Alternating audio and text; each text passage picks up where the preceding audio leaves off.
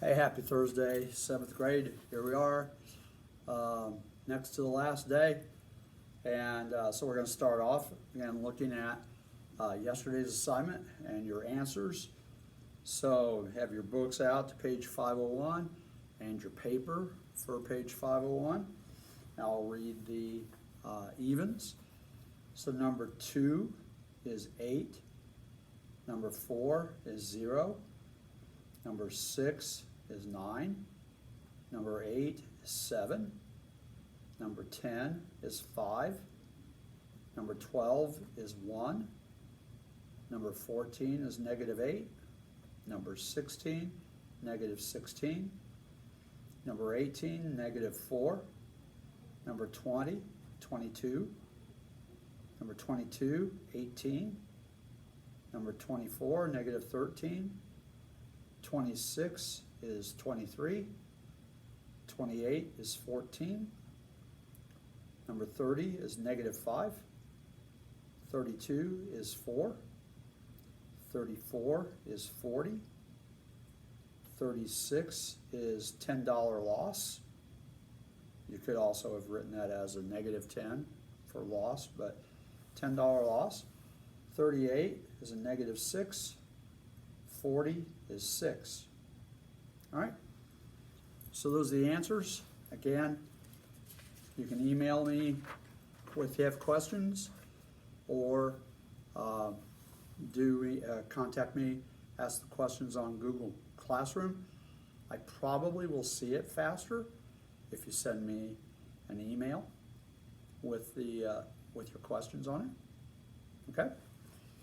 So let's go ahead and take a look. We're going to jump over to page 504, and this should be a pretty fast lesson, because when you look at this 11.7 integer operations, basically what it all boils down to is order of operations. Okay? And so order of operations is still the same. The only thing that can be different is, remember, your parentheses are a grouping. You're grouping things together.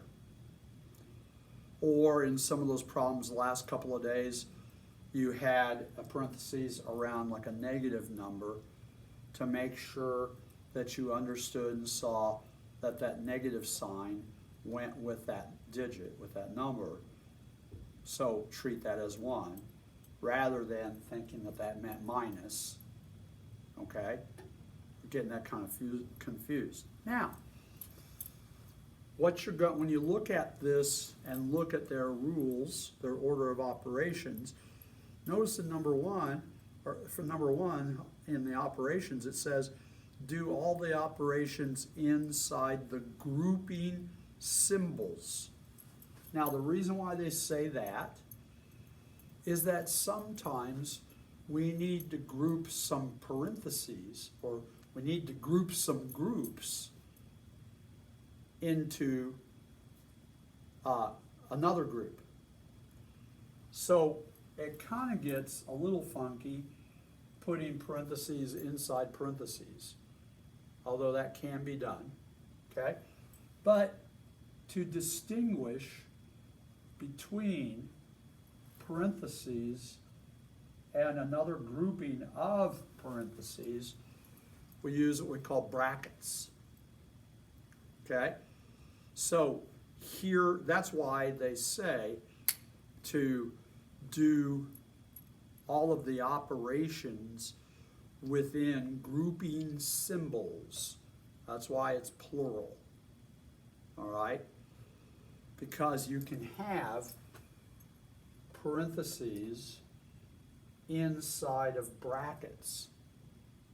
So brackets comes first. If you have a combination of brackets and parentheses, you do what's in the brackets first, and then if within the brackets there are some parentheses, then you go, oh, before I can do this whole thing out here in the brackets, I have to do this, okay? But sometimes you don't have to. So just follow, so you're doing all brackets or symbols of any kind. Parentheses, brackets are the most common, okay? And then multiplication and division, left to right. Brackets and parentheses are going to be the same thing, left to right. Multiplication, division, left to right. Addition and subtraction, left to right. Okay? So that's what you have in this. So be careful. Like, if you look at example 4, okay? If you look at the example 4 on page 505, notice you've got some brackets, okay, with parentheses inside of them. So when you look at 5 minus 4 divided by 3 times 2 minus 6, then notice they changed that to 5 plus a minus 4 or negative 14. So that's why they have the parentheses around the negative 14 for you to count that as one thing. And then, since they use the parentheses, then they put brackets around that, because you're going to do 5 plus a negative 14 first, and then you have 3 times 2 plus a negative 6 is the same as 3 times 2 minus 6. So again, they put the parentheses around the negative number to make sure you keep that together, that's a negative number. Okay, so since they had already used the parentheses, they put brackets around that. So that's an example. Okay, notice in example 5, you've got parentheses and absolute value. Okay, now it says simplify exponent 7 minus 5, that's in parentheses, plus 7 times 5 plus 1 over the absolute value of 6 minus 9.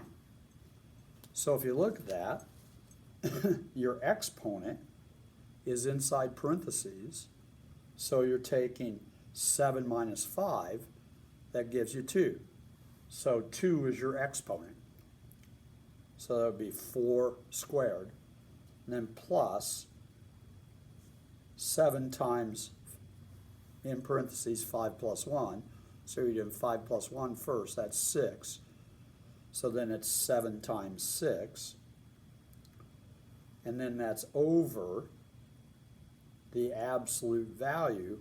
And if you take 6 minus 9, that's going to be a negative 3. So you have a negative 3 inside the absolute value sign. So the absolute value of negative 3 is 3. So that's why you wind up with 4 squared is 16 plus 7 times 6 is 42, okay, over 3. So then it's 16 plus 14, which is 30. So just kind of watch that. You can't get in a great big super hurry with these, because you have to really think about and keep track of your brackets and parentheses and things like that, okay? But your order of operations is still the same. Basically, parentheses, exponents, multiplication and division, addition and subtraction. All right? Just adding that if you have parentheses inside brackets, that you're doing the ones inside the brackets first, okay, and anything that's inside the brackets, okay, so just keep track of that. Again, you just have to kind of take it slow, and you're going to be fine. All right, you've been getting this so far and doing pretty well from the things I've seen and the people that have been coming to class. So don't make this any harder than it is. The hardest thing is just slowing yourself down to take the time to really follow your order of operations. Okay, that'll be your biggest thing, is getting mixed up on the order of operations. Okay, all right, so take care. We'll see you out here tomorrow. There won't be a class, all right, but I'll still have a teaching. I'll still be reading the answers to today's assignment, teaching you the next lesson, and then you'll have homework. Okay, that'll be the last one.